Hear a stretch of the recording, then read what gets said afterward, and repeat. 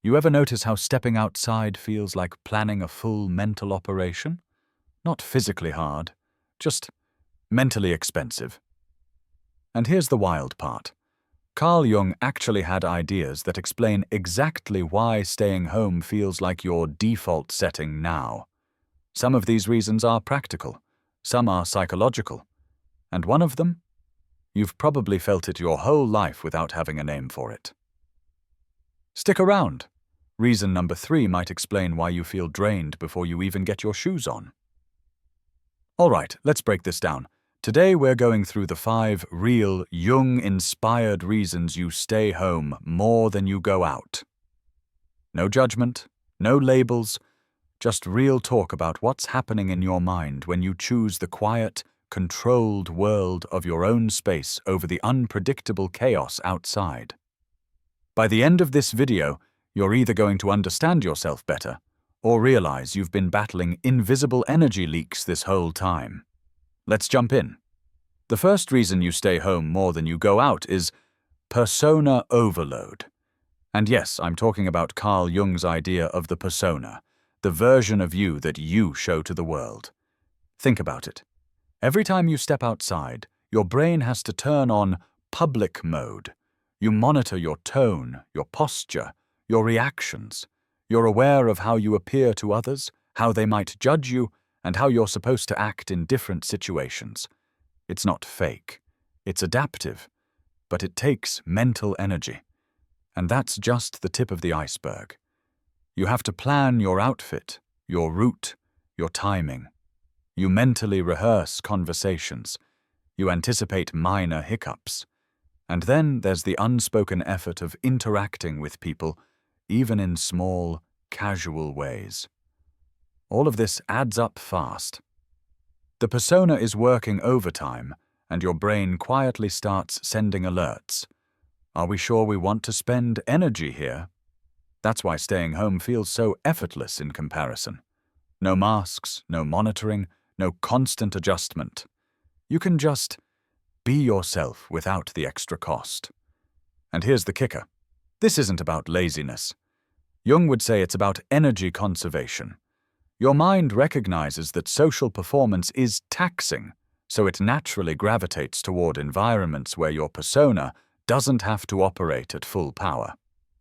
But hold on, because while persona overload explains why your brain hesitates to leave the house, the next reason digs even deeper into why your own environment has become impossible to leave behind. The second reason you stay home more than you go out is your personal environment has become your psychological base camp. And this one hits harder than you think. Think about it. Over time, you've shaped your space to fit exactly how your mind works. Your furniture, your lighting, your setup, even your routines. All of it is tailored to make your brain feel at ease. Jung would say this is about aligning your external environment with your internal world. When your surroundings support you, your mind can focus, relax, and recharge without constant friction. Now compare that to the outside world. Unpredictable, loud, full of variables, constantly asking you to adjust. It's exhausting just thinking about it. Meanwhile, your home is optimized for you. Everything responds to your needs and preferences, almost like it was designed to protect your energy. And once you've tuned your environment this perfectly, leaving it starts to feel weird. You know the exact spot on the couch that supports your posture perfectly. You know where your favorite snack is. You know how to make the lighting just right so your brain doesn't have to work overtime. And that's just the tip of the iceberg. Stepping outside, you lose all that control. The world doesn't conform to you. It demands you conform to it. And suddenly, leaving home feels like walking into chaos when your brain is saying, "Why bother? We already have everything we need here." It's not laziness, it's efficiency. Your mind is naturally drawn to environments where energy is preserved, where your internal and external worlds line up. And that's why staying home doesn't just feel easy, it feels right. But don't get too comfortable, because reason number 3 goes deeper. It's invisible. It hits before you even get your shoes on, and it explains why social interactions can feel draining, even before you step outside. The third reason you stay home more than you go out is inner conflict drain, or what Jung called your shadow nudging you before you even leave the house. Here's the deal. The shadow isn't some spooky thing. It's just the part of you that reacts when you're forced into environments or situations that don't match who you actually are. It's the mental friction that happens when your inner preferences clash with outside demands. Ever notice how you feel suddenly drained or anxious just thinking about a social outing? That's your shadow quietly raising a flag. This isn't energy well spent. It's subtle. Maybe it shows up as procrastination, hesitation, or that instant craving to stay home. Maybe it's your brain running calculations. How much mental bandwidth will this take? Will I be forced to adjust too much? How many unpredictable interactions will I have to handle? All of these little calculations hit before you even step out the door. And the crazy part is, you don't consciously notice it. You just feel the pull of staying in, and if you've ever shrugged it off as, "I'm just tired," now you know there's a Jungian reason behind it. Your shadow is protective, not lazy. It's helping your mind conserve energy, avoid unnecessary stress, and stick to environments that match your internal rhythm. But here's the kicker. Even when the shadow is quiet and your persona is ready to perform, the outside world still has one huge cost: mental load. And that's what we're getting into with reason number 4. The fourth reason you stay home more than you go out is the cognitive load of the outside world. And this one hits hard because it's less about feelings and more about pure mental effort. Think about it. Every time you leave the house, your brain has to juggle 100 little variables at once. Timing, transportation, navigating spaces, interacting with people, handling interruptions, unexpected obstacles. The list goes on. Your mind is constantly predicting, adjusting, and problem-solving. Jung would say this is part of the tension between your internal and external worlds. At home, your environment is designed to match your brain's rhythm. Outside, everything is unpredictable, and your mind has to work overtime just to keep up. Even small decisions, like what to wear, where to go, or how long to stay, add up. That's cognitive load. And unlike physical exhaustion, this kind of mental strain builds invisibly until you realize, halfway through, that you're already drained. So your brain starts doing what it's been trained to do, conserving energy. And the easiest way to conserve energy? Stay in the environment where variables are controlled and mental effort is minimal. Your own space. But here's the thing. Even if leaving the house were effortless, there's still one reason that keeps you home that no schedule, no planning, and no efficiency hack can fix. And that brings us to reason number 5. The fifth reason you stay home more than you go out is you're developing a stronger sense of self. And this one might be the most underrated of all the reasons because it's less obvious, but it explains why staying in doesn't feel like avoidance at all. Think about it. As you spend more time in your own space, you start noticing patterns about yourself. How you like to organize your day. What kinds of activities energize you versus drain you. What your priorities are when no one else is around. Jung would call this process a step toward self-knowledge, really understanding your own mind, your own preferences, and your own limits. The more you know yourself, the more appealing home becomes. It's not just comfort. It's efficiency. It's clarity. You can act intentionally instead of reacting to everything external. You can focus on what actually matters to you, not what the outside world demands. And the beauty of this is that it's cumulative. Every day you spend understanding your rhythm, setting up your environment, and honoring your energy. You reinforce why leaving your space feels optional rather than necessary. Here's the kicker.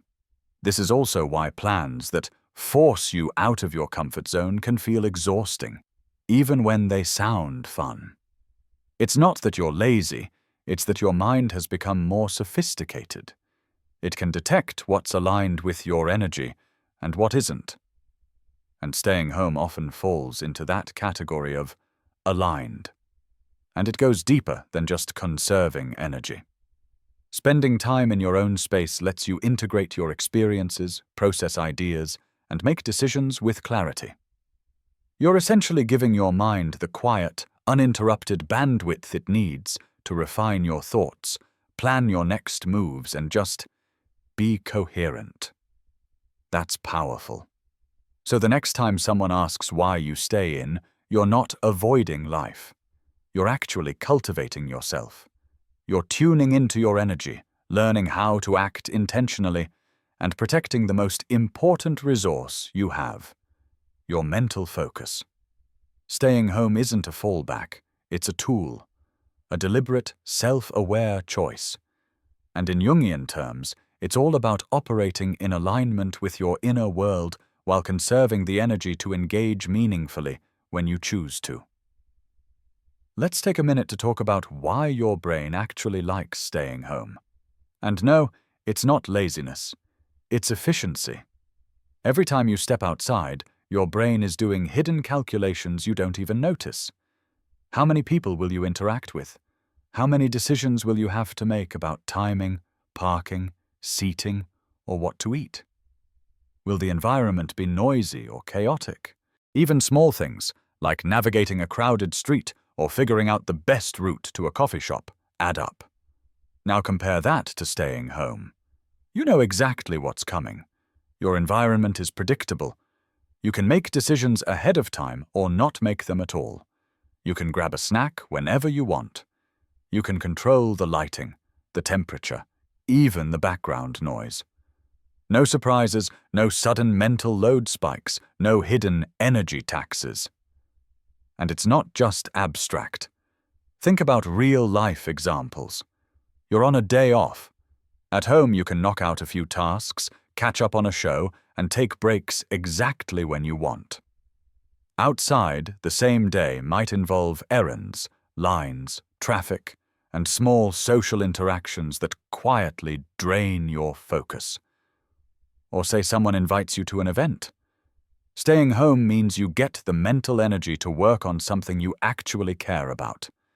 Writing, reading, learning, or even organizing your space, while the event could leave you mentally wiped by the end. Studies on cognitive load show the same thing. Our brains deplete mental resources faster when we're constantly adjusting to external stimuli. So the more predictable your environment, the easier it is to recharge. When you put that together with what Jung said about persona, shadow, and aligning with your inner world, it starts to make total sense why home feels like your natural zone. You're not avoiding life, you're strategically choosing an environment that maximizes your focus, your energy, and your clarity. So next time someone implies staying home is lazy, just remember, your brain is literally doing the smart thing, keeping you productive and sane at the same time.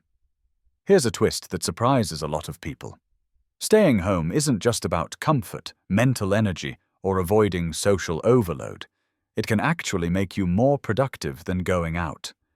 And it's not just luck. It's how your brain works. At home, you control your environment. You decide the lighting, the temperature, the background sounds, or complete silence. No sudden interruptions, no forced small talk, no micro-adjustments for things you can't control. Your mind doesn't have to constantly react to unexpected variables, and that mental clarity translates directly into productivity. Think about some real-world examples. You've got a work or creative project. At home, you can break it into focused chunks with zero distractions. Outside? Even a simple errand or coffee run means splitting your attention repeatedly. Parking, lines, weather, interacting with people. Your brain is juggling variables the whole time. You're brainstorming ideas or problem-solving. At home, your thoughts can flow uninterrupted. You can sketch, type, or pace in your space exactly how your mind likes. Outside, your attention gets hijacked by unpredictable stimuli. Even daily tasks become more efficient. Cooking, cleaning, organizing, or running personal projects all happen on your schedule without extra effort spent on context switching. Here's another angle. Staying home allows your brain white space, mental breathing room. Jung talked about reflection and integration, and modern research shows that undistracted time helps your mind consolidate ideas, solve problems, and make better decisions. You can actually come up with smarter solutions when you're not constantly reacting to the external world. And it's cumulative. Each day you protect this mental bandwidth, you're effectively leveling up your focus, energy, and decision-making capacity. When you eventually step outside, you're sharper, calmer, and more prepared to deal with whatever the world throws at you. So here's the punchline. What society might call laziness, or being antisocial, is actually a strategic approach to maximizing your output. You're not wasting time, you're investing it in the most efficient way possible. Staying home isn't just recharging, it's creating conditions where you can operate at peak mental performance without unnecessary friction. And let's be honest, once you see it this way, staying in stops feeling like a fallback. It becomes a deliberate choice, a power move for your focus, your energy, and your life. Here's something most people don't realize. Staying home can be boring, and that's actually a good thing. Sounds weird, right? But hear me out. Boredom isn't just empty time. Psychologists, and even Jung, indirectly, would say it's a signal from your mind that your brain has space to process, reflect, and integrate experiences. At home, without constant stimulation, your mind isn't overwhelmed. It's quiet, which lets you notice patterns, solve problems, and even come up with ideas you wouldn't have while running around. Think about it like this. You've got a lazy afternoon at home with nothing urgent to do. That boredom nudges your brain to create its own projects. Maybe you organize your space, jot down ideas, or figure out a new system to make life easier. Or maybe you scroll through something mindless for a minute, then realize, wait, I actually want to do this other thing. That tiny shift is your brain taking advantage of downtime to make decisions without pressure. Here's the key. When you're out in the world, boredom almost never happens because there's always stimulation, noise, people, obligations. And that constant input might feel exciting at first, but it actually keeps your mind in reactive mode. At home, boredom gives your mind space to breathe, recharge, and even surprise you with creativity. And here's the twist. Embracing boredom intentionally can make your time outside more enjoyable too. Because your brain has had a chance to reset, you engage with experiences deliberately, not just reactively. So next time you catch yourself thinking, I'm just bored at home, remember, your brain is actually doing important work in the background. It's conserving energy, building focus, and preparing you for when you do decide to step out into the world. Here's a reason nobody really talks about. Staying home gives you freedom over your own time. And that's more powerful than it sounds. Think about it. When you go out, your day gets fragmented. Commuting, errands, unexpected delays, small interactions, even small things steal minutes. And before you know it, your mental energy is gone. Outside, your time is dictated by the world around you. You're constantly reacting to other people's schedules, rules, and interruptions. At home, it's completely different. You set your own pace. You decide when to focus, when to relax, and when to recharge. You can break your day into chunks that actually fit how you function, instead of adjusting to a noisy, unpredictable environment. Carl Jung would say this is crucial. He believed that aligning your inner world with your external environment is key to maintaining mental clarity and balance. When you control your time, You reduce unnecessary friction between your inner priorities and the demands of the outside world. You're no longer constantly performing or reacting, you're acting intentionally. Let's put this into real-life perspective. You've got a personal project or creative idea. At home, you can work on it in focused bursts whenever your energy is high. Outside, even a short interruption, a traffic jam, a late friend, a noisy cafe, can throw off your whole workflow. Or imagine this. You need downtime. At home, you can take it without guilt, without needing to explain yourself, without a schedule dictating your break. Outside, downtime rarely exists. It gets swallowed up by obligations and social expectations. So next time someone says staying home is lazy, remember, you're not just resting, you're intentionally choosing how to spend one of the most valuable resources you have, your time. And when you finally do decide to step out, you're sharper, calmer, and more in control than you would be otherwise. Another big reason staying home is underrated. It gives your brain the chance to reset and regain clarity. And this isn't just about chilling, it's actually a strategic move for your mind. Think about it. The outside world is noisy. Constant inputs, decisions, interruptions, and little stresses pile up faster than you notice. Your brain is juggling all of it behind the scenes, which quietly drains focus and energy. At home, you control the environment.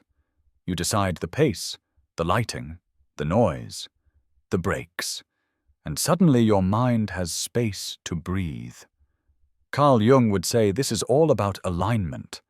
When your external world matches your internal state, your mind can finally settle. Thoughts organize themselves naturally. Priorities become clearer. You're not reacting to external chaos, you're reflecting, processing, and planning. Here's what that looks like in real life. Spending a quiet afternoon mapping out your week. Tasks that seemed overwhelming yesterday now feel manageable. Reorganizing your workspace, or even just tidying your room. Small physical resets spark mental clarity. You notice patterns, spot inefficiencies, and figure out better ways to tackle things. Simply sitting in silence without distractions. Your mind can wander, connect dots, and even come up with creative ideas that never emerge when you're constantly reacting to external stimuli. This mental reset isn't just relaxing, it's practical. It restores your cognitive energy, sharpens focus, and makes you better equipped for whatever comes next. By the time you leave the house, you're calmer, sharper, and operating intentionally instead of on autopilot. In short, staying home isn't passive, it's deliberate. It's a way to align your internal and external worlds, recharge your brain, and set yourself up to perform at your best.